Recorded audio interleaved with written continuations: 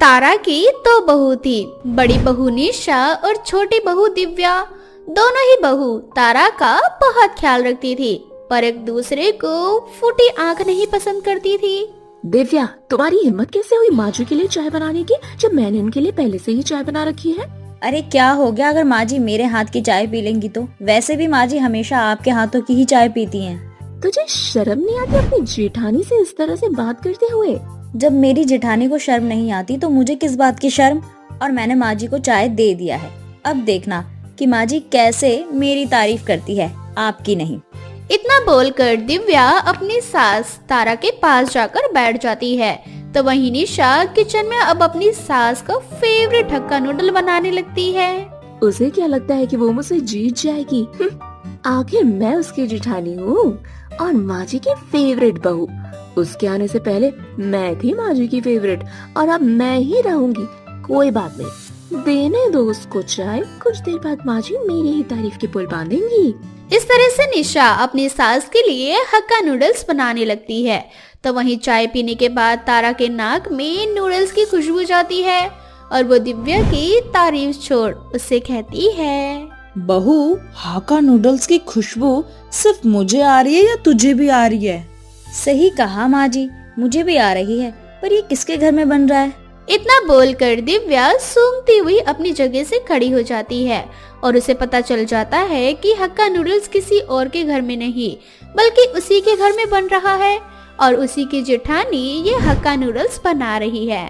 जेठानी जी, आपने ये बिल्कुल भी सही नहीं किया।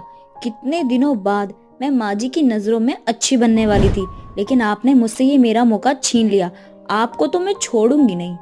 छोटी बहू, मुझे लगता है ना कि निशा बहू हाका नूडल्स बना रही है। तू जल्दी से जा और मेरे लिए लेकर आ। मुझे ना बर्दाश्त नहीं हो रहा।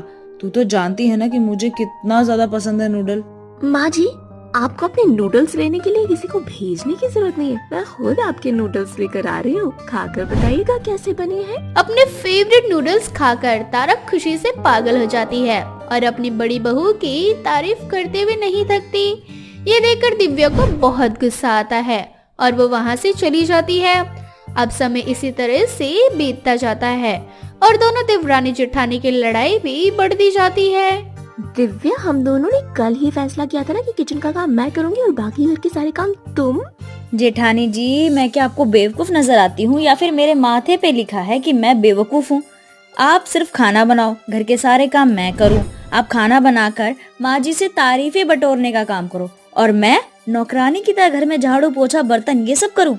दिव्या, मैंने तुमसे कितनी बार कहा है कि मैं तुमसे बड़ी हूँ, मेरी थोड़ी इज्जत किया करो और मुझसे तमीज से बात किया करो। क्या पता मुझसे तमीज से बात करने पर मैं तुम पर थोड़ा रहम खा लूं। कोई जरूरत नहीं है आपको मुझ पे रहम करने की। आप खुद खाना बनाकर खा लो। क्या पता रहम खाने से ज्यादा टेस्टी आपके हाथ का बनाया हुआ खाना लगे आपको। मैं जा रही हूँ अपना काम करने के लिए। इतना बोलकर दिव्या अपनी सास के कमरे में चली जाती है और अपनी सास का सर दबाने लगती है। छोटी बहू, एक तू ही है जिसे मेरा ख्याल रहता है। बिना कहे हमेशा मेरे कमरे में आकर मेरी सेवा करती है, अपने हाथों से मुझे खाना खिलाती है। भगवान तो ऐसी बेटी भी नहीं देता किसी को जैसी मुझे बहू मिली है। माँ जी, ये तो मेरा फर्ज है। आप ऐसी बातें क्यों करती हो? आपको तो पता है ना कि मुझे अपनी तारीफें सुनना बिल्कुल भी अच्छा नहीं लगता। मैं जेठानी जी की तरह थोड़ी ना हूँ जो लालच में आकर आपकी सेवा करूंगी। छोटी बहू, बड़ी बहू का भी दिल साफ है, लेकिन पता नहीं कुछ सालों से क्या हो गया है इसे। हर समय इसकी नाक पर गुस्सा रहता है।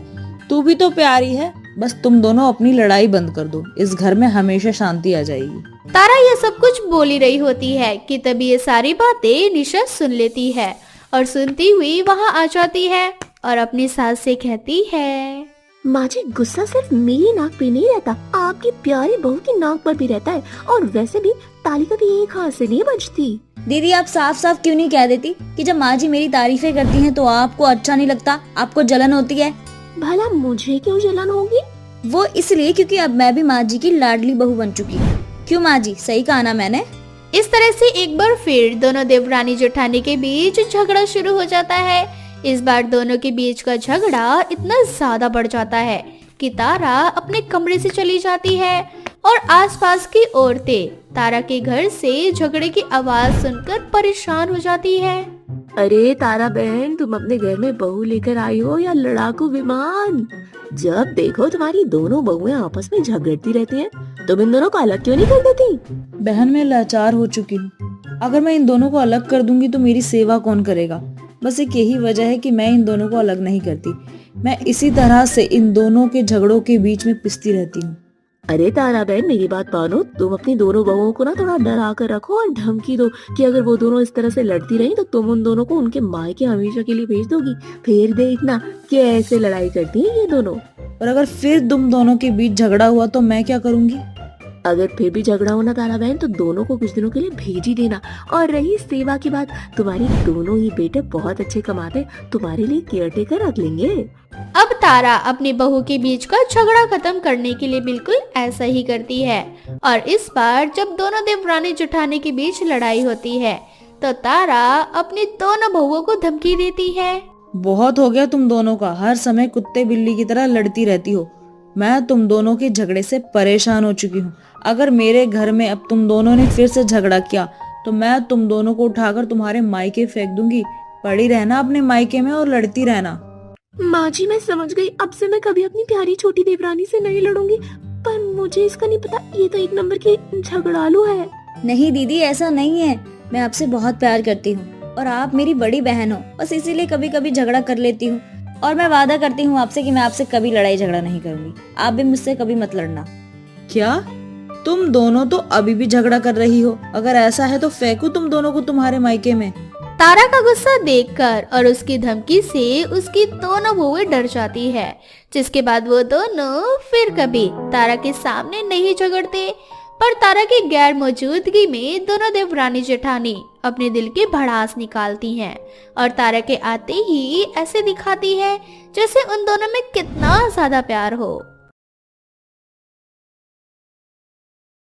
अर्चना की 3 बहू थी, सपना, कोमल और दिव्या। अर्चना की तीनों ही बहू बहुत सुंदर थी और होती भी क्यों ना, आखिर उसकी तीनों ही बहू मॉडल जो थी। अरे रे, मेरी तो भाग्य ही खुल गई इतनी सुंदर बहू पाकर। पर वो क्यों माँ जी? अरे बहू जिसकी एक नहीं बल्कि तीनों बहुएं मॉडल हो, वो सास कैसे खुश ना रहे। सासू माँ, हम भी बहुत खुश हैं कि हमें आप जैसी सास मिली, वरना सास को तो मॉडल बहू पसंद ही नहीं होती। बहू वो सास ना पागल होती हैं जिन्हें अपनी मॉडल बहू पसंद नहीं आती। अच्छा चलो ये सब छोड़ो, आज मेरी सहेली के घर पे उसकी बहू की मुंह दिखाई है तो मैं वहीं जा रही हूँ। मैं कहती हूँ कि तुम तीनों भी मेरे साथ ही चलो।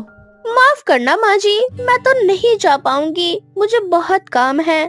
दीदी सही कह रही है सासू माँ, मुझे भी बहुत काम है। अगर काम ना होता तो शायद हम तीनों आपके साथ चले जाते। इस तरह से अर्चना की तीनों बहू काम का बहाना मार देती है। अब अर्चना अकेले ही अपनी सहेली के घर जाती है, जहाँ वो उसकी बहू का मोटापा देखकर अपनी ही सहेली पर हंसने लगती है। अरे यार, तेरी आंखें हैं या कोई बटन? तुझे दिखाई नहीं दिया? तूने अपने इतने हैंडसम बेटे की शादी इस मोटी लड़की से करवा दी।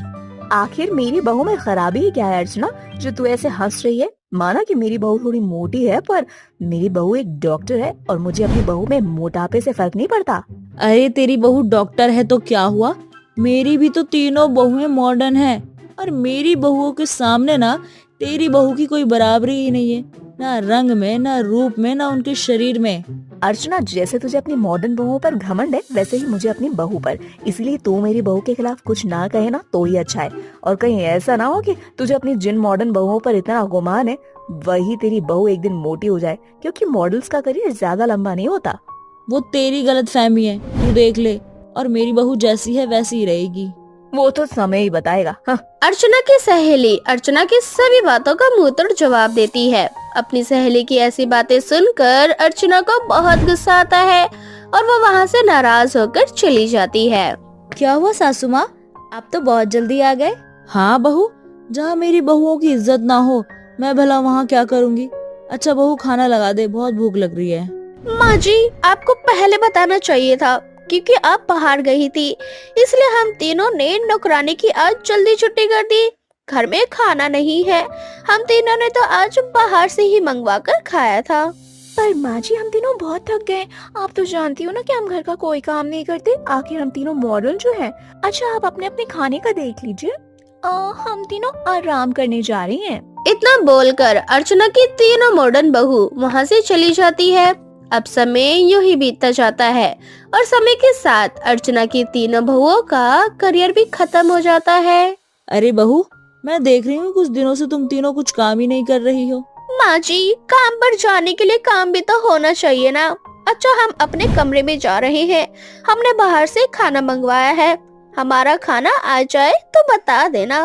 इस तरह से अर्चना की तीनों बहू घर का कोई काम नहीं करती और हर समय बाहर का खाना खाती, जिस वजह से बहुत जल्द अर्चना की तीनों बहू मोटी हो जाती है।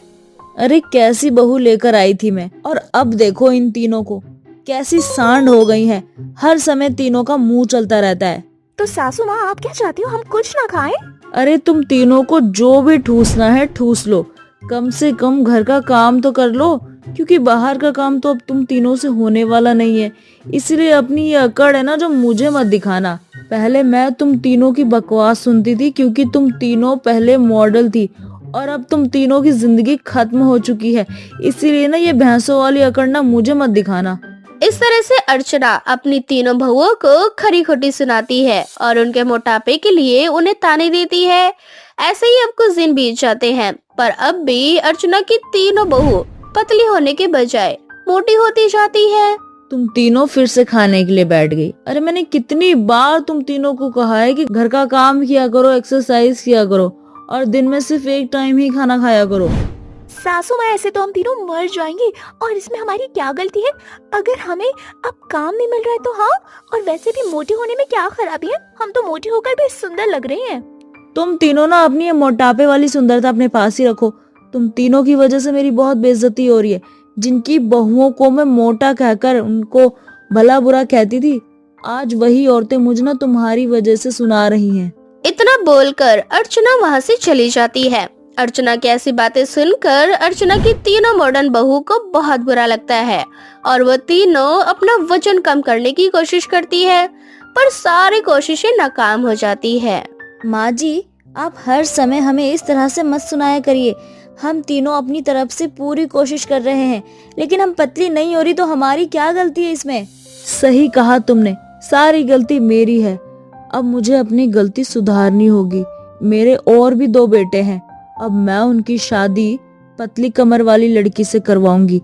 जब मेरे घर में पतली कमर वाली बहुएं आएंगी ना, तो आज जो मोहल्ले वाले मुझे ताने दे रहे हैं ना, कल वो मेरी वाहवाही करेंगे। इस तरह से बहुत जल्द अर्चना अपने दोनों बेटों की शादी पतली कमर वाली लड़कियों से करवा देती है, जिनका नाम पूजा और आरती होता है। पूजा और आरती इतनी पतली होती है कि अगर वो थोड़ा सा भी घर का काम कर लेती तो उन्हें चक्कर आने लगते हैं।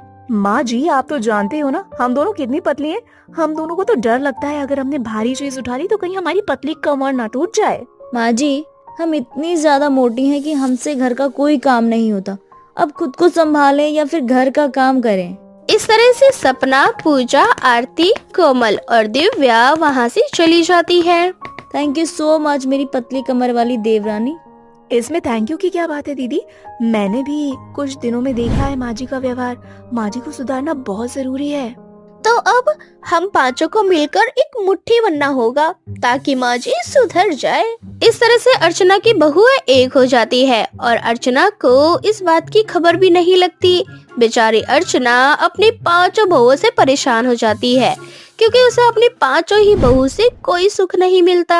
हे भगवान, ये क्या हो गया? ना 3 मॉडल मोटी बहुओं का सुख मिला, ना ही ये पतली कमर वाली 2 बहुओं को लाकर। सही कहते हैं, जैसी करनी वैसी भरनी। मुझे आज अपने कर्मों की सजा मिल रही है। अब से मैं कभी भी किसी को ताने नहीं दिया करूंगी। इस तरह से अर्चना को उसके किए की सजा मिलती है, जिसके बाद अर्चना सुधर जाती है और फिर कभी दूसरों की बहुओं में कमी नहीं निकालती।